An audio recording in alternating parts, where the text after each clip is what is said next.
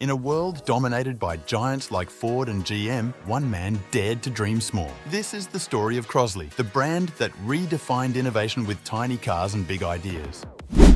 The story of the Crosley Motor Company began with a friendly wager between a teenager and his father. In the year 1900, 15-year-old Powell Crosley, Jr. of Cincinnati, OH, had become taken with an emerging new technology called the automobile. Putting his newfound passion to the test, Powell bet his dad $10, a week's wage at the turn of the last century, that he could build a car able to travel an entire city block. With funds borrowed from his numbers wise younger brother Lewis, the young entrepreneur was able to assemble what he needed: an old buckboard wagon borrowed from his grandfather, a battery obtained from a local theatre, and an electric motor of his own design. From these, Powell constructed a crude but effective vehicle. With the younger and lighter Lewis at the wheel, tiller actually, the car made its maiden voyage. It went one block from the neighbourhood post office and back. With his winnings, Powell paid off his suppliers and his brother and was left with $1 or so in his pocket, a nice night on the town in those days. He had also acquired a dream that would span a lifetime. The following year, Powell graduated from high school, and the Oldsmobile curved dash became the first mass-produced car. The age of the automobile had begun. Powell Crosley Jr. was determined to be part of it. He received sufficient orders for cars to cover the firm's startup costs. With a product and funding in hand, all looked good for the Marathon's late 1907 launch, until disaster struck. The panic of 1907 was not unlike our Great Recession a century later. The US economy temporarily seized up as banks nationwide called in loans. Entrepreneurs and businesses went bankrupt by the thousands. Among them was Powell Crosley Jr.'s Marathon Motor Car Company. His first venture was doomed, but the dream endured. After the Marathon collapse, Powell moved to Indianapolis, a city that at the time rivaled Detroit as a car-making center. He went to work for a large Dayton Stoddard dealer owned by Carl Fisher. Mr. Fisher, a promoter extraordinaire, was also the driving force behind the Indianapolis Motor Speedway. Powell's job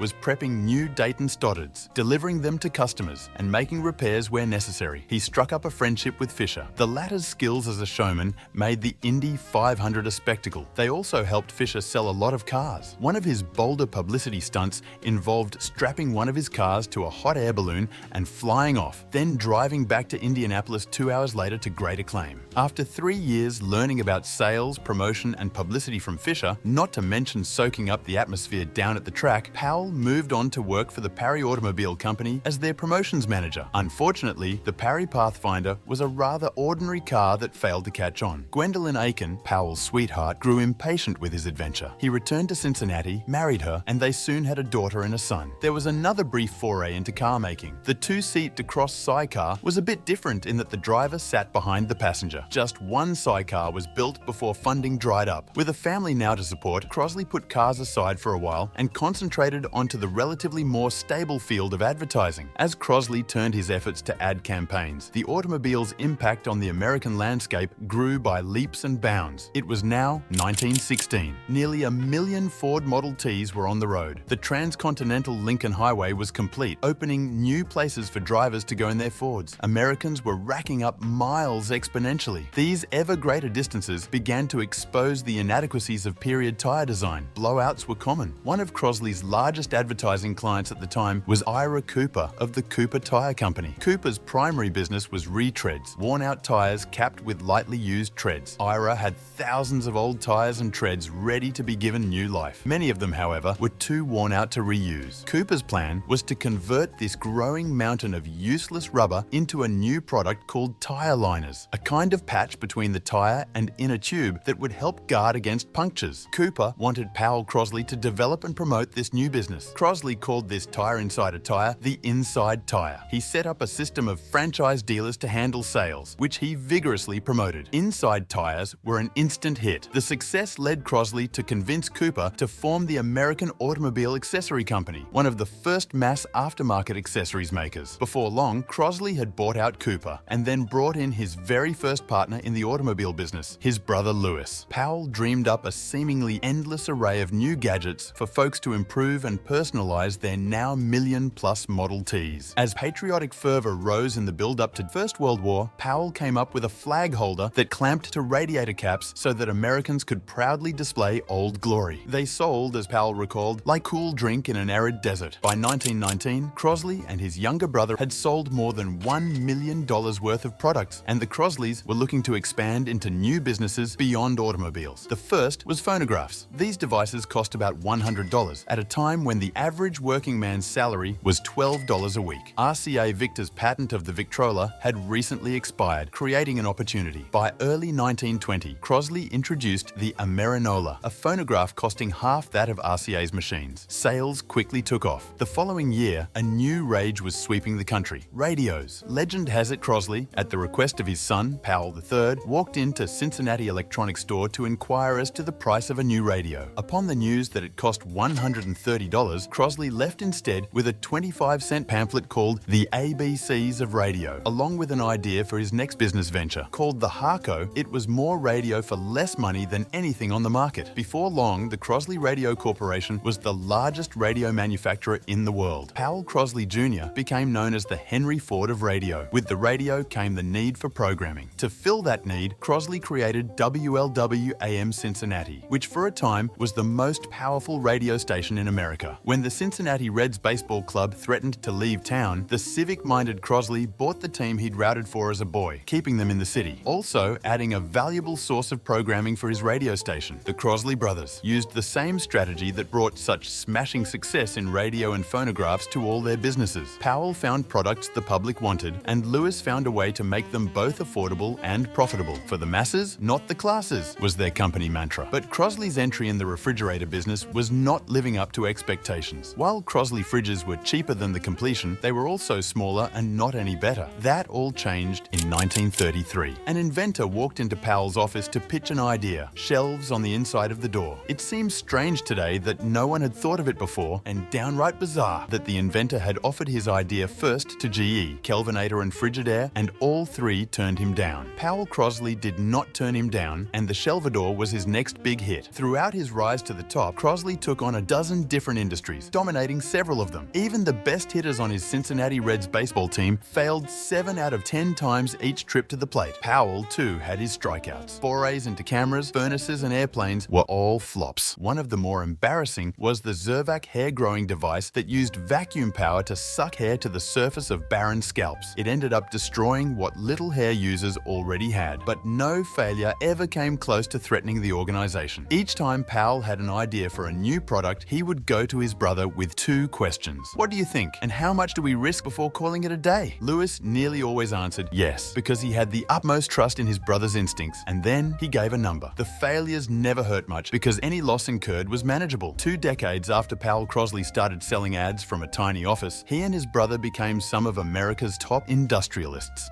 Still, Powell Crosley had one more dream to chase. He still wanted to make cars. One day in 1936, Powell went to his brother with a plan to build an economy car in the Crosley mold, one with a price so low virtually anyone who wanted wheels could have them. He put to Lewis his usual questions about viability and costs and was surprised by his brother's response. The answers were no and zero. Crosley was a public company now. They had shareholders to answer to, and Lewis felt the automobile was too risky a venture to pursue. Fair enough, Powell would use some of his own considerable fortune to fund Crosley Motors. Several years earlier, Powell had purchased an Austin 7 for use at his Florida estate. The 7 was an economy car conceived by Sir Herbert Austin, partly in response to Britain's 1921 horsepower tax. The 7 had very few of those and was taxed accordingly. The 7 seemed to fit Crosley's built for the masses formula and was the inspiration for the first Crosley automobile to see production. The Crosley Series 1A was unveiled on April 28, 1939 at the Indianapolis Motor Speedway. The 1A weighed less than 900 pounds and measured just 10 feet in length. Initially offered at $325 for a 2-passenger coupe or $350 for a 4-passenger sedan, the Crosley cars were cheaper than the nearest competition, the American Austin Car Company's American Bantam, which sold for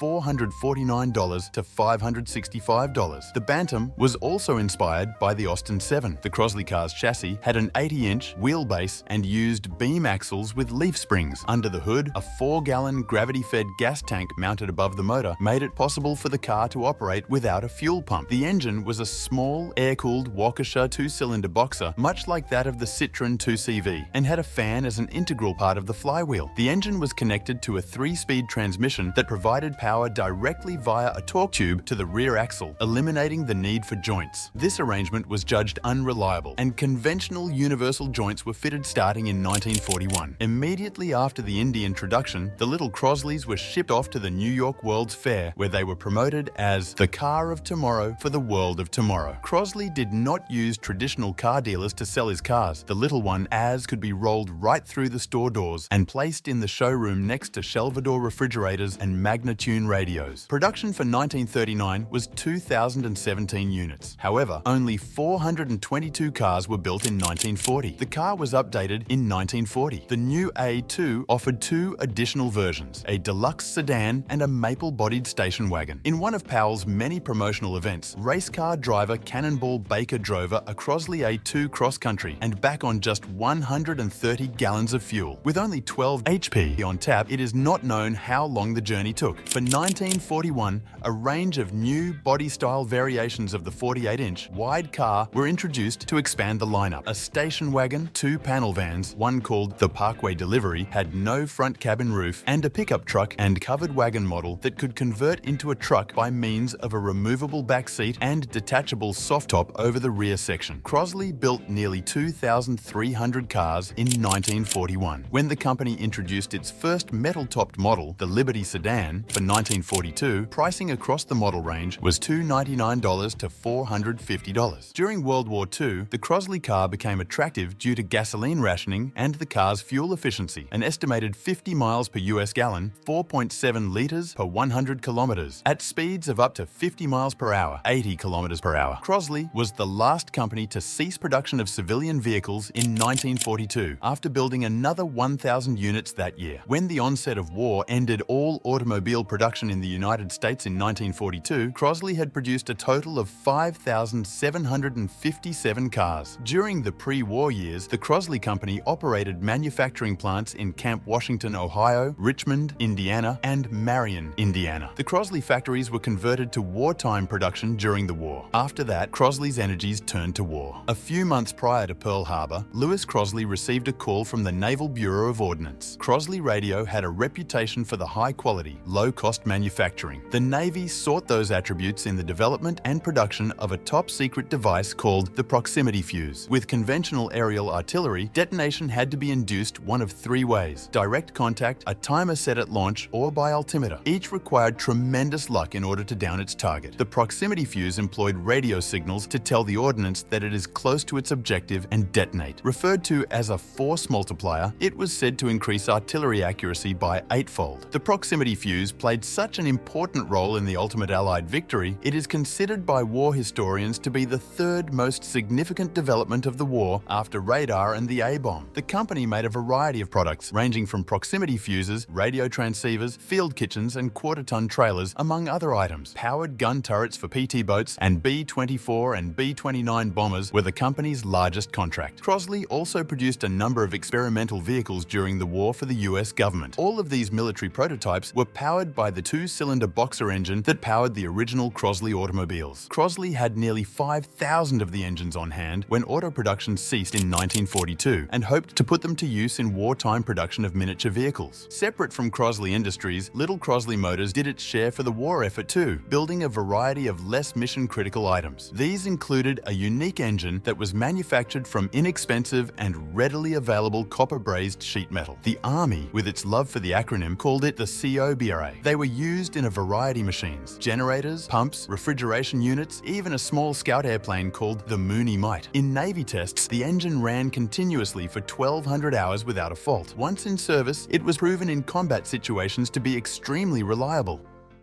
As an end to hostilities came into sight, Crosley's post-war attack on the US automobile market commenced. It began with plans for an all-new, low-priced car designed around the 4-cylinder Cobra engine. The new car, called the Model CC, was a bit larger and much more modern than the pre-war A2. The engine's sheet metal construction made it lightweight and very inexpensive to produce. The overhead cam 26.5 HP unit weighed only 133 pounds versus 188 pounds 85 kilograms for the pre-war 12 HP Waukesha. Despite the Cobra's advantages, younger brother Louis Crosley was not convinced. Originally trained as an engineer, Louis immediately saw the problems inherent to the Cobra's design. In time, the water that cooled the steel and copper block would cause oxidation and corrosion. He also felt that it might not be up to the stress of automotive use. Powell, on the other hand, saw the engine as the key to his car's success. He argued that it had proved itself durable in a variety of combat situations.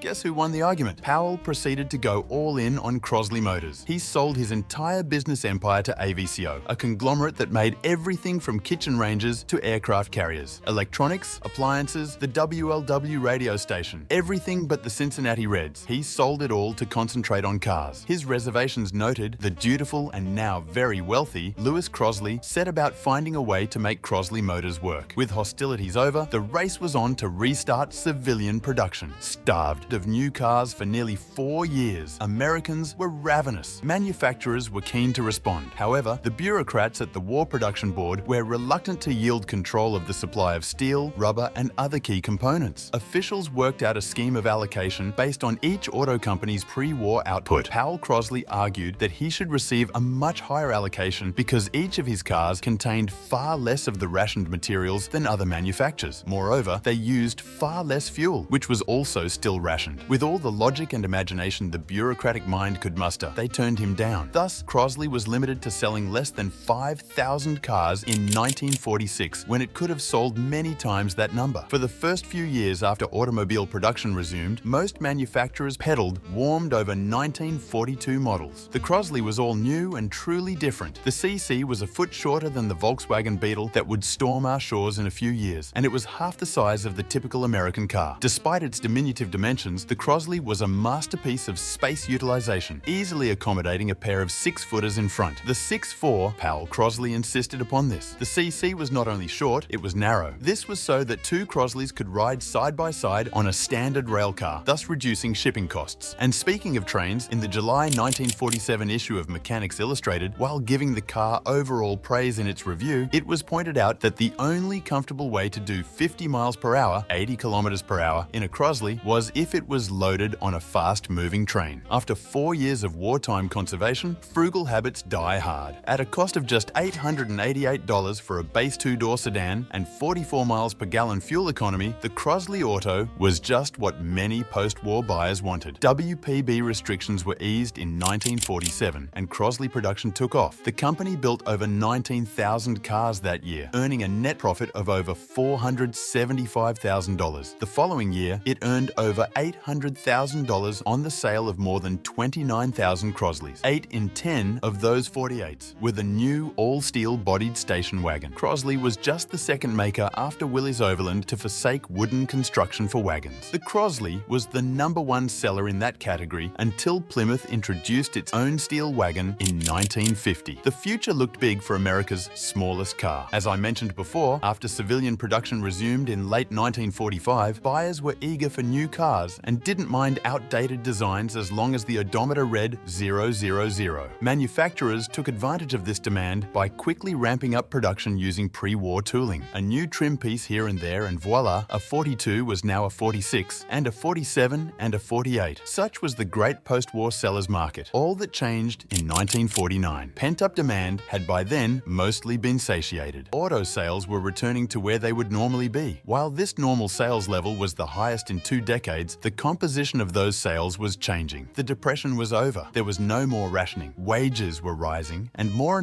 people joined the workplace. With the affluence that followed, there was a renewed desire for style and flair not seen since the heady days of 1928. Buyers were waking up to the reality that car design had been frozen for 7 years. They wanted something new. The big manufacturers were there for them with modern new cars, with enticing new features. Consumers began trading in their stodgy pre-war designs for the these sleek chromed machines. This was a problem for Crosley. The primary competitors for the inexpensive CC were used cars, and suddenly those ranks were swelling. Formerly sparse second-hand lots now brimmed with trade-ins on the exciting new 49s. There was a ready supply of slightly used Fords, Chevys and Plymouths, much larger cars selling for less than a new Crosley. This shift in the marketplace was a certainly blow to the little car maker, though by itself not likely a mortal one. Tastes change and smart managements adapt. The Crosley brothers were indeed smart. Powell was adept at finding new markets and coming up with products to fill them, and Lewis could have found a way to make money on 15,000 cars a year. That is what must have made Crosley's ultimate failure so tough to swallow. It was self-inflicted. The Cobra engine, light and cheap, so revolutionary that Powell Crosley designed his automobile around it, proved to be the instrument of the company's destruction. Lewis's instincts regarding an engine made of sheet metal proved correct. While it performed its wartime duties in generators and airplanes flawlessly, those applications called for operating at a relatively constant speed. This was not the case with an automobile engine, its speed rising and falling as it pulls though the gears. The Cobra engines powering the Crosley CC were now exposed to stresses they had never before encountered. The salt-based antifreezes that were commonly used at the time, combined with less rigorous maintenance routines of civilians, inflicted further tolls. After a year or two, they began to corrode and fail at an alarming rate. Unreliability from a new manufacturer is a bad omen. For Crosley, it was a death knell. In addition to being a used car alternative, Crosley had aimed the CC at the second car market. In those days, second car meant wife's car, and thus there had to be no question of its reliability. A reputation for failing engines doomed the Crosley as a suitable grocery getter for the little woman. Crosley engineers responded quickly. They replaced the sheet metal engine block early in the 1949 model year with a cast iron one. With a nod to its army roots, it was called C-bar. The C-bar was installed in an updated Model CD, which looked less gangly, more substantial than the CC. But the damage to the car's reputation was done. Between the changing market and the bad publicity of the Cobra, sales for 1949 plunged 75% to just over 7,400. Powell Crosley didn't give up without a fight. In addition to the C-bar engine and the CD restyle, 1949 also brought an exciting new model. Predating the Chevrolet Corvette by 4 years, the Crosley Hotshot was America's first post-war sports car. It had a one-piece windshield and frog-eye-type headlights. 8 years before the famed Austin Healey frog-eye Sprite. The Hotshot was based on the CD chassis, with a wheelbase stretched 5-inch for better handling and sharper looks. It also was the first modern American car with 4-wheel disc brakes. What the Hotshot did not have was an abundance of horsepower. The C-bar engine, while durable and rev-happy, produced the same 26.5 HP as its disgraced predecessor. The Hotshot's horsepower issue would be addressed quickly. Powell Crosley loved speed and he loved racing. During his years in Indianapolis, he tried and failed to hire on as a driver in the first Indy 500. The new Hotshot Supersport was built to go racing. The Supersport's overhead cam Cyber engine was bored out from 720cc to 748cc and given a higher 10:1 compression ratio. Output rose slightly, and it could now rev to nearly 7,500 revolutions per minute. These enhancements were attached to a chassis that, while primitive, gripped the road like terrier with a rabbit. Aftermarket parts suppliers, such as Mick Brajovic, provided Crosley owners with a variety of performance-enhancing upgrades. These included cast aluminum finned cam covers, oil pans, headers, and other lightweight add-ons that could nearly double the Crosley's horsepower, pushing the top speed to an impressive 100 miles per hour. For serious drivers, even more advanced modifications were available, such as hot cams, upgraded ignitions, Amal dual side draft motorcycle carburetors, and a Roots-type supercharger. With these enhancements, the Supersport could achieve over 60 horsepower. While that might not sound like much, the car's lightweight design, with the top doors and passenger seat removed for racing, brought its weight to under 1,000 pounds, making it remarkably agile and competitive. Later that year, on New Year's Eve, drivers Fritz Costa and Ralph Deschen drove a Hotshot to victory in a 6-hour handicapped road race, the first ever held at the Sebring, Florida airport. The Crosleys' participation was a snap decision. When Vic Sharp arrived from Tampa in his Hotshot to deliver tires for Tommy Cole's Cadillac-powered Allard, Sports Car Club of America, members Costa and Deschen realized that the Crosleys' small engine displacement could be a real advantage. Under the race's unique rules, the event followed regulations set by France's Automobile Club de l'Ouest, organizers of the famous Le Mans Grand Prix d'Endurance. Winners were determined by a horsepower-to-distance formula designed to level the playing field between high-budget, high-power cars and smaller, less powerful ones. For example, while the Crosley was required to complete 288.3 miles, Ferraris had to cover 363.6 miles to remain competitive. Originally, Deschamps had planned to race his supercharged MGTC, but he quickly realized it couldn't compete with the Ferraris under the handicap system. Tommy Cole suggested the Crosley as a potential contender. Costa and Deschamps quickly convinced Sharp to loan them his car. Immediately, they removed the hubcaps and windshield, bolted a short piece of plexiglass on the edge of the cowl, and registered for the race with the number 19 painted on the side. In this manner, big, powerful Ferraris and Allards competed on equal terms with little Fiats, and on this day, a Crosley. They started 28th out of 28 cars. The Crosley faced tough competition from powerful Ferraris, Allards, and Fiats. The experienced enduro racer, Costa realized that downshifting out of turns all day would slowly grind the Hot Shots non-synchromish gearbox into dust. Instead, they chose to just leave the car in top gear and let its superior cornering get them around the track. Going into a curve, the driver would sit up in his seat to let wind resistance slow the car. Through the turn, he'd slide back down and the little roadster would pick up speed again. Running at a constant 7,500 revolutions per minute, the Hot Shot screamed like a chainsaw on the straightaways and was driven wildly into the corners. In the end, a Ferrari logged the highest distance, having lapped the 3.5-mile course 166 times. The Crosley completed just 89 laps. However, after applying the handicap formula, the only American car in the race emerged as the winner. Costa and Deschamps rolled into the winner's circle to receive a floral laurel, a trophy, and accolades from seasoned racers, cementing the Crosley Hot Shots' place in racing history. The true Grand Prix, the big prize in endurance racing, remained the 24 Hours of Le Mans. Its 1951 running would have one particularly exiguous entry. A couple of amateur racers had taken particular notice of the Crosley's performance at Sebring. Sportsmen George Schraft and Phil Stiles had always wanted to compete at Le Mans, but lacked the funds to be competitive. With the Hot Shot, they saw their opportunity. They wrote to the factory for financial and technical assistance in preparing a car for their campaign. Powell Crosley, a racing fan and always with an eye for promotional opportunities, loved the idea. He had his chief engineer prepare a supersport chassis with a specially tuned version of the Cyber engine. With Powell's backing, Schraft and Stiles brought the car to famed race car builder Floyd Pop Dryer in Indianapolis to be fitted with a race car body and have suspension modifications. Then it was off to France. Soon after its arrival at Le Mans, the Crosley's two seats and cylindrical shape earned it the nickname Le Biplace Torpedo. The trouble for Le Torpedo began at the pre-race technical inspection. The Hot Shots headlights proved to be too weak for the speeds of the Mulsanne Straight and were disallowed. Regulation lights were installed, but they required a larger generator. A shipment from the factory wouldn't arrive by race time, so a French Marshall unit was fitted. This proved the car's undoing. The race started at 4 p.m. For several hours, Schraft tore up the course, staying in top gear at close to full throttle. He was steadily moving up through his class, thrilling spectators as he passed more powerful cars in the turns, challenging for the lead. Then darkness fell. The lights came on and the Marcel alternator began discharging. After a pit and some makeshift repairs, the car went out for a couple of more hours, but the team knew it was over. By midnight, the Crosley was out of the race. The next morning, the new generator arrived from Cincinnati. The poor Le Biplace Torpedo. It was certainly not the first car done in by French technology. There is no telling how the car would have done through the rest of the race had it been able to continue. For Crosley aficionados, the 1951 Circuit de la Sarthe remains the stuff of dreams.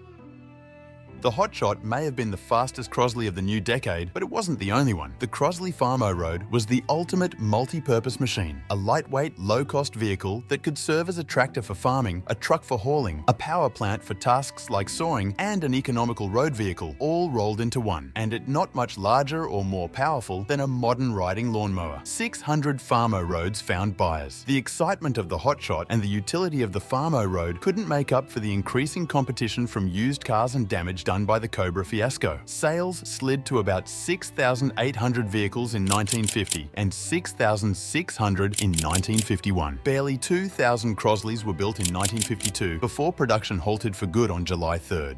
French alternators aside, Crosley's successes in endurance racing make its ultimate failure all the more poignant. The Cieb's durability stood in stark contrast to the Cobra's fragility. In his book, Crosley, author Rusty McClure recounts an exchange between the Crosley brothers as they left their empty car plant for the last time. "The thing that cooked us," said Powell to his brother, "was that sheet metal block. If we'd started with cast iron, we might have made it." He seemed to be acknowledging that Lewis was right about the engine, but wrong about cars.